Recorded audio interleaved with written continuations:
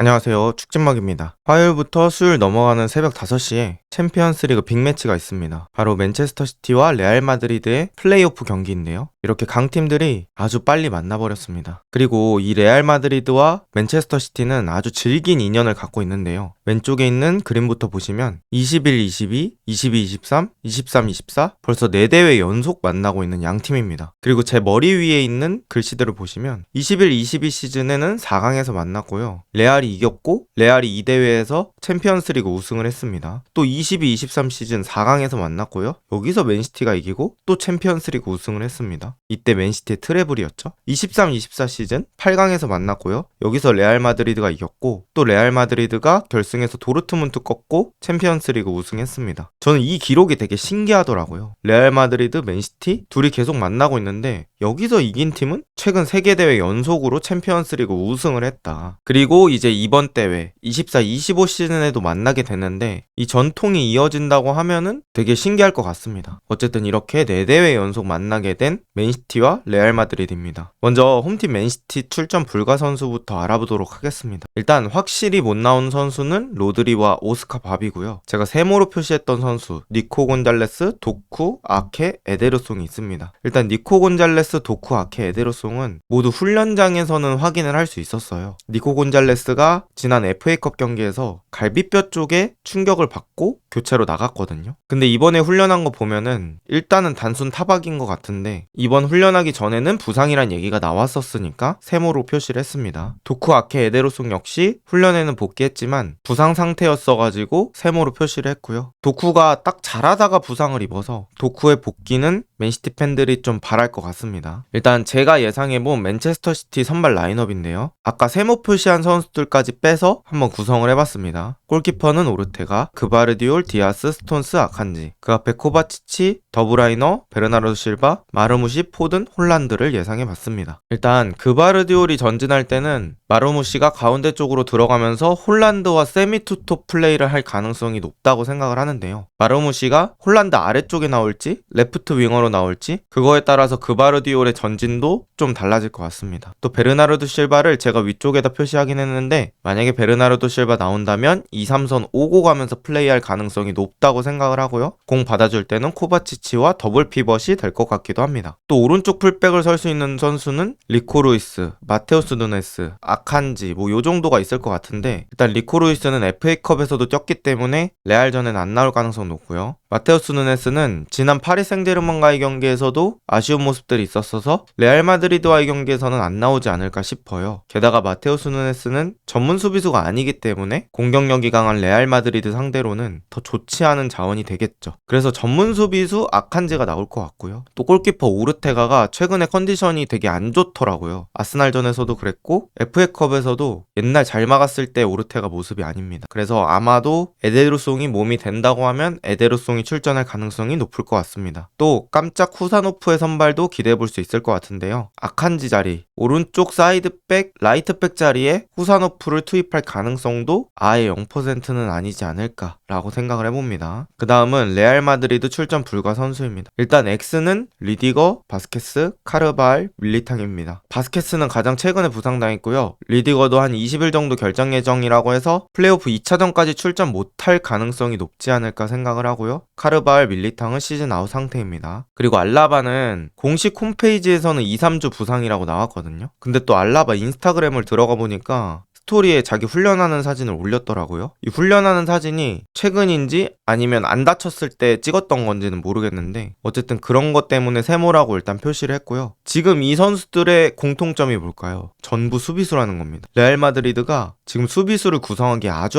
힘든 상황이에요. 그래서 앞에 공백 명단을 바탕으로 선발 예상 라인업을 짜봤습니다. 골키퍼 크루트와, 포백은 프란 가르시아, 라울 아센시오, 추아메니, 발베르데, 미드필더는 카마빈가, 세바요스, 벨링엄, 공격수는 비니시우스, 음바페, 호드리고입니다. 제 생각에는 비, 호, 벨 이렇게 4명은 무조건 나올 것 같고요. 또 미드필더 자리에 카마빈가 혹은 모드리치가 나오지 않을까 싶습니다. 제 생각에는 카마빈가가 조금 더 가능성이 있다고 생각합니다. 또 지금 레알 마드리드가 우풀백이 다 없는 상태잖아요. 바스케스, 카르바알 둘 다 없는 상태인데 우풀백을 볼 선수가 라울 아센시오 혹은 발베르데라고 생각을 하는데요. 지금 센터백도 없기 때문에 라울 아센시오 추하면이 이렇게 두 명이 센터백을 볼 것 같고 발베르데가 우풀백으로 출전하지 않을까 싶습니다. 그런데 레알 마드리드의 수비 상황에서의 고민거리가 바스케스의 대인 수비력이었거든요. 근데 오히려 발베르데가 우풀백으로 들어가면 수비력에서는 괜찮지도 않을까라고 생각해 볼 수 있을 것 같습니다. 그리고 최근에 라리가에서 프란 가르시아가 주전으로 자주 기용되고 있는데 챔스에선 맨디가 나왔을 때가 있거든요. 그래서 뭐 맨디가 나올 가능성도 있는데 요새 프란 가르시아가 워낙 괜찮아서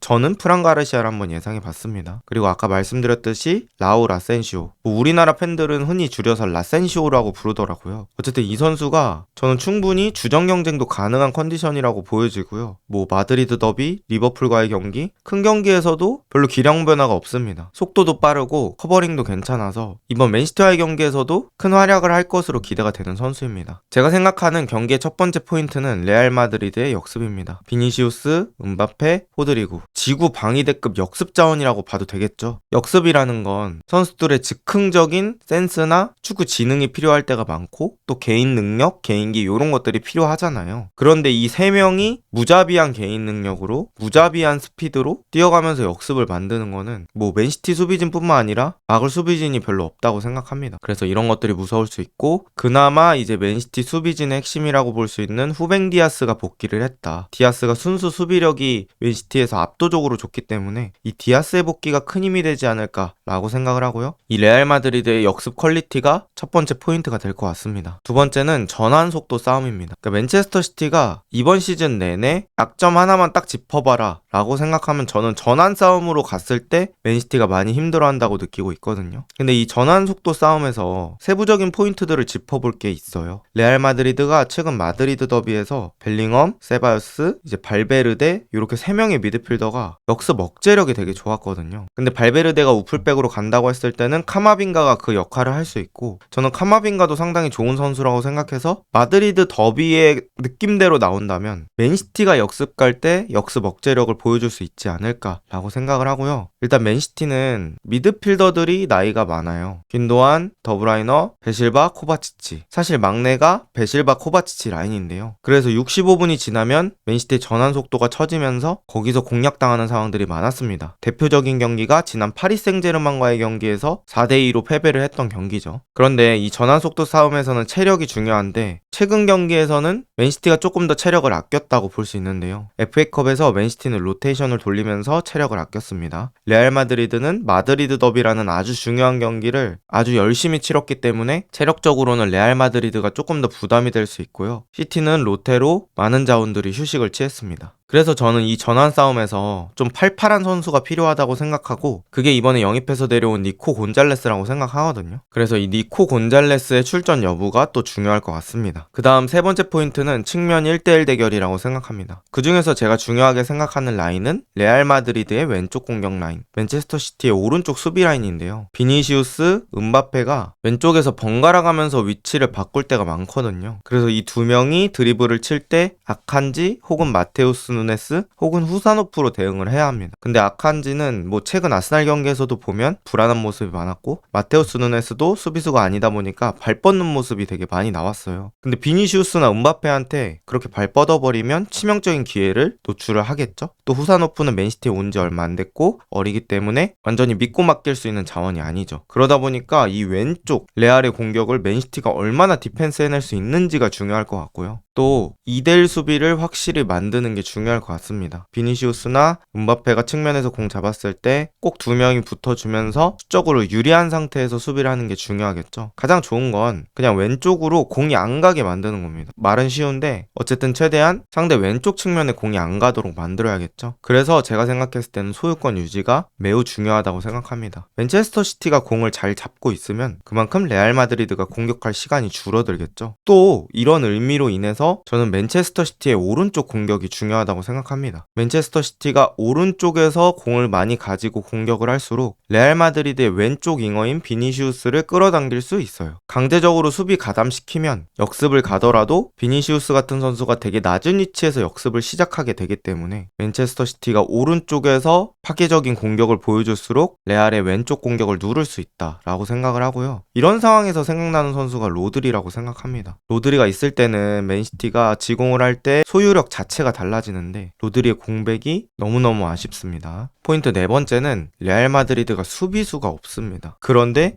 오히려 좋아? 라는 상황이 될 수 있습니다. 일단 아까 말씀드린 것처럼 리디거, 밀리탕, 알라바가 없어서 센터백이 거의 없다고 보시면 됩니다. 또 우풀백인 바스케스, 카르바알 모두 없습니다. 수비수만 5명이 부상이 됩니다. 이건 팀한테는 매우 악재인 상황인데요. 그래서 발베르데가 우풀백에 뛸 가능성이 높은데 이 발베르데가 어느 자리에 나와도 1인분 이상은 해주기 때문에 바스케스의 수비력보다는 더 나을 수도 있겠다 라는 생각이 들기도 합니다. 다만 이런 건 있겠죠. 발베르데가 미드필더로 출전했을 때는 바스케스 빼면서 그 자리에 발베르데 넣고 미드필더의 변화를 주는 그런 전술 변화가 있는데 발베르데가 이미 우풀백으로 나와버리면 그런 식의 전술 변화는 불가능하겠죠. 그래서 전술 변화 폭은 좀 줄어든 상태로 플레이를 해야 된다 라는 건 이해하고 보시면 좋을 것 같습니다. 다섯 번째는 음바페, 비니시우스의 전방 압박입니다. 레알 마드리드가 강팀 대 강팀의 경기에서는 항상 이 공격수들의 수비력이 크게 문제가 됐었어요. 이 음바페, 비니시우스 이런 선수들이 약간 모에 홀린 듯이 전방 압박을 나가는데 그 전방 압박을 약간 적극성이 떨어지는 식으로 하면서 간격은 벌어지고 중원 쪽에 패스를 너무 쉽게 허용하는 모습들이 있었거든요. 최근 마드리드 더비에서는 이런 모습이 살짝 줄긴 했거든요. 근데 또 맨시티와의 경기는 다르니까 과연 맨시티가 뒤에서 공을 돌릴 때 음바페, 비니시우스가 끌려 나갈지 아니면 수비 블럭을 유지할지 이게 중요하다고 생각합니다. 양 팀의 상대 전적은 어떻게 될까요? 일단 2010년 이후 공식전에서는 맨시티가 5, 레알 마드리드가 4입니다. 그래서 거의 비등비등하다고 볼 수 있는데 이번 경기의 포커싱에서 필터링을 돌려보면 챔피언스 리그에 맨시티 홈으로 하면 맨시티가 3대 0으로 레알 마드리드를 앞서고 있습니다. 최근 6경기에서 단 한 번도 지지 않았고요. 레알 마드리드 상대로 자신들의 홈에서 엄청나게 강한 모습을 보여주고 있는 맨시티입니다. 그래서 이 전적대로라면 맨체스터 시티가 유리한 상황이라고 볼 수 있겠는데요. 지금 레알 마드리드는 라리가에서 1위를 하고 있고 맨체스터 시티는 리그에서 좋지 않은 모습을 보여주고 있기 때문에 이 전적대로 믿기는 좀 어려운 상황이라고 생각하고요. 그리고 이 전적 중에는 로드리가 포함된 경기들이 있었는데 지금은 로드리가 없죠. 그러다 보니까 그런 것도 좀 고려를 해봐야 되지 않을까라고 생각을 합니다. 이렇게 맨체스터 시티와 레알 마드리드의 경기에서 알아야 할 5가지 정도를 알아봤고요. 저 개인적으로는 승부 예측이 정말 안 되는 그런 경기라고 생각합니다. 여러분은 누가 이길 것 같나요? 댓글에 적어주시면 감사하겠습니다. 오늘 영상은 여기까지입니다. 좋은 하루 보내세요.